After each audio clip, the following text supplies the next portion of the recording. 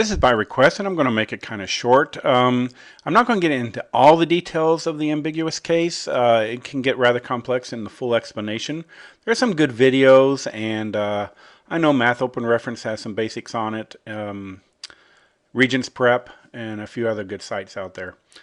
So we're going to deal with a side-side angle situation. And if you remember from last semester, we had, when we constructed, we had a ray, and we constructed one side.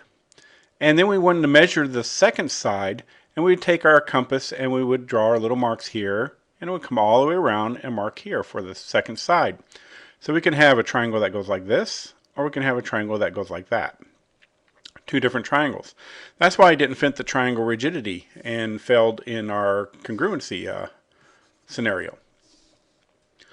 So we have the same thing here for side-side angle. We can have two different triangles. Sometimes you can have one though, and sometimes you can have no solution. The no solution, remember, goes back when the opposite side of the angle is shorter than the altitude of the triangle. But we have the angle right here, and here's the opposite side. When this opposite side is less than this side, but bigger than the altitude, we have an ambiguous case. Now, if this was 22 and that was 20, we'd just have one solution, and the side-side angle would work just fine. But we don't. This is smaller than this. So we're going to have to investigate a tale of basically two possible triangles. Tale of two triangles. It was the best of signs, the worst of signs. Oh well, that was Dickens. Okay. Let's go and talk about triangle 1 first. So we're just going to solve that just like normal. So we have our angle. Here's our opposite of 20. Here's our adjacent of 22, so that's opposite of this angle x. So I'm just going to do the law of sines, where I'm going to do sine 50 over 20 is equal to the sine of x, 22. You can tell I'm tired. Okay? And we're just going to solve that. So that basically is going to be sine of x is equal to 22 sine 50 over 20. So let me write that down. Sine of x, 6. I should use a different letter. Okay, is equal to 22 over 50. 22 sine 50 over 20. And what I'm going to do, I'm just going to do the inverse operation. Okay. Put that in parentheses right here. And I'm going to put that in the calculator. So let me get my handy dandy Mark 1 calculator out here. Here it is. And I think I already, no, I didn't set it up. Here, I'll delete all. I meant to set this up, but I set up the second one. So that didn't really help me at all. So shift inverse sine, fraction button, 22 sine 50 over 20. Boom. And we get 57 point, I'm going to keep it simple, 57.4. Okay? So we have 57.4. Bingo, bingo, bingo. So 57.4. Well, that didn't come out right. 57.4. That came out better. Well, this plus this plus this had to add up to 180. So again, since I already just had dinner and I have no mental math ability anymore, I'm going to use this puppy right here. Minus 50, and that gets me 72.6 as z. Okay, 72.6. Now I'm going to go ahead and solve for y, and I'm going to try and fit it down in here. I'm going to abbreviate a little bit. So I'm going to have a sine of 70, I don't know why I'm writing on the very edge of my pad, 72 over y. And I'll do the same thing, sine of 50 over 20. And that's going to be 20 sine 72 divided by sine 50, right? So I could put that in the calculator. And let's just go ahead and use the fraction button.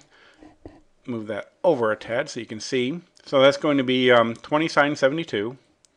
20 sine 72.6, silly me.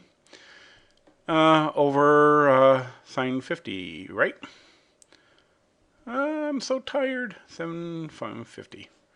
And that comes out to be 24.9 blah, blah, blah, blah, blah, blah, blah. So this is 24.9134 something. Okay. I wonder if that rounded. That might be a 5 right there. Okay. But it doesn't matter. We're keeping it to the 10th just for the fun of it. No, we're good. Now, let's go to triangle number 2. This is where the fun starts. So the fun is basically that in quadrant 2, the signs are both positive, and we can have the supplement of the sign equal to the sine.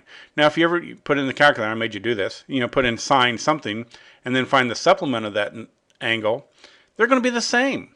So what we want to do now is just take our first angle that we worked, this one right here, and do 180 minus 57.4.